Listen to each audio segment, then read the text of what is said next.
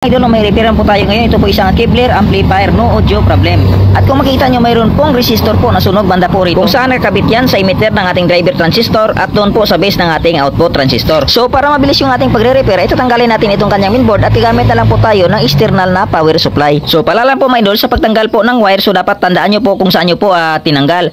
So kung maaari, gagamit po kayo ng markings o hindi kaya i-camera para imutan at mayroon po kayong basihan. So yan, matapos po na matanggal yung ating mainboard, so itatabi muna natin yan at gamit lang po tayo ng ating external na DIY na power supply. So para hindi po tayo mahirapan po sa ating pagto-troubleshooting. So una natin gawin mga idolo, tanggalin muna natin lahat ng kanyang OPT dito po sa kanyang left side na kung saan dito po yung banda na mayroong sunog or mayroong problema.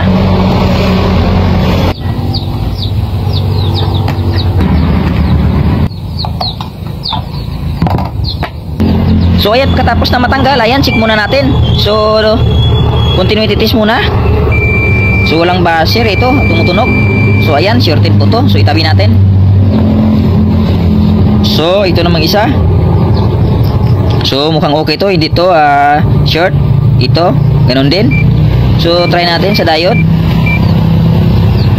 So ito. Ayan, shorted din pala to, bihira.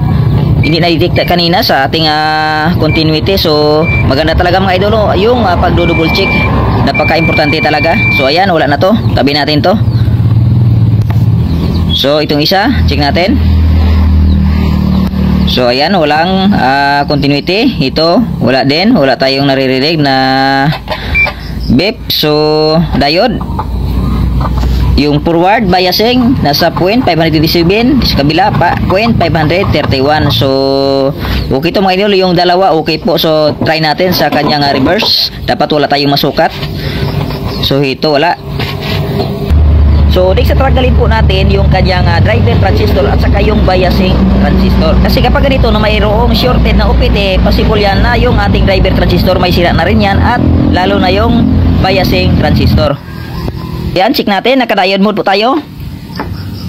So ayan, shorted. So wala na to. Sabihin natin to. So itong isa, check natin. Forward bias. So ayan, mayroon.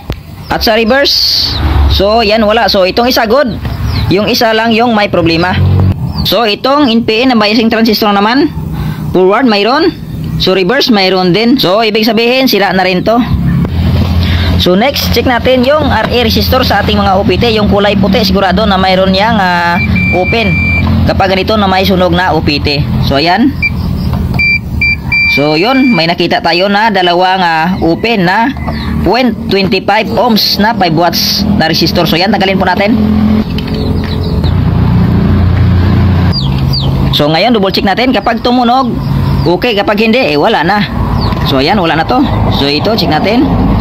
Naka-continuity test tayo mga idol, no? So ito, wala na rin. So dalawa. So next, na-check natin yung RB na naman. Ibig sabihin, resistor naka-connect doon po sa base ng ating output transistor. So galing po yan sa emitter ng ating driver transistor. So ito, check natin. Ayan, napakataas. Dito sa kabila.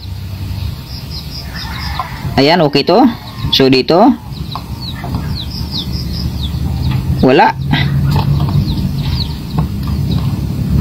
So wala, ayan, open. Dito sa kabila. So ayan, napakataas. So kailangan ng palitan yung tatlo. So ayan, tatanggalin na natin yung open po na RB na resistor. Bali, yan na po yung papalitan po natin. So bali, ayan, natapos na po natin palitan yung sunog kanina na resistor at saka yung driver transistor, at nakapaglagay na rin tayo ng ating DIY na external power supply. So yung resistor na po kulay puti, o ayan, kompleto na po, 4 na po sila. So at yung RB natin, ayan, 4 din, lagyan na natin. So ngayon, magbo-voltage checking po tayo. So yung supply po natin, ayan, 26, at sa kabila negative 26. So dito muna tayo, base to emitter 2.9 volts. Dito sa kabila 2.9 volts. Dito sa pangatlo 3.8 volts. Sa pang-apat 3.8 volts. So wala pa yung OPT mga idol, no? So dito tayo sa driver transistor biasing. Ayan, 0.579. Dito sa kabila, check natin. Ayan, 0.565. So yan, wala pa yung output transistor. So mag-iba pa yan pag nilagyan natin ng output transistor. So ayan. So ngayon try natin lagyan ng output transistor. So ito dalawa muna. Dito muna natin ilagay sa likuran. So para maitis po natin kung tatama ba yung ating biasing kapag mayroon na tayong output transistor. So para kapag mayroon ding problema, so hindi masakit sa bulsa dahil dalawa lang. Dahil sa ganitong trabaho po mga idol, hindi porkit magaling ka na natikis yan, hindi ka na masisiraan ng output transistor. So mahalaga talaga na mag-ingat. So ayan, bali isang NPN at isang PNP na output transistor yung inilagay po natin. So ayan, hinang na po natin ng maayos para walang problema. So ngayon mag voltage biasing muli tayo. So ayan, yung ating supply nasa positive at saka negative 24 volts yung ating negative at positive rail. So ngayon base to emitter mo tayo. So yun mayroon tayong nasusukat na 0.413 volts. So dito 0.400 volts din. So dito sa kabila, ayan, 0.491 volts. At sa pangapat ay 0.432 volts. So dito sa kabila na walang problema, check natin. So ito 0.445 volts. Dito sa kabila 0.448 volts. Pangatlo 0.451 volts. So ayan, nasa 0.400 lahat. So yan, goods na po yan mga idol, no? So pwede natin tanggalin yung dalawa na to at i-install na natin yung apat po na output transistor para makapag sound check na po tayo. At siyempre, huwag din natin kalimutan yung ating DC out. So ayan, nasa 0.026 volts.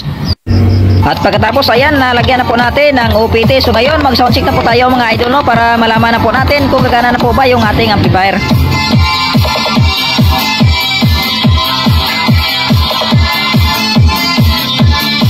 At yan, kung marinig yung mga idol, no, gumana na po yung ating amplifier. So ang lito lang po, maraming salamat. Paalam!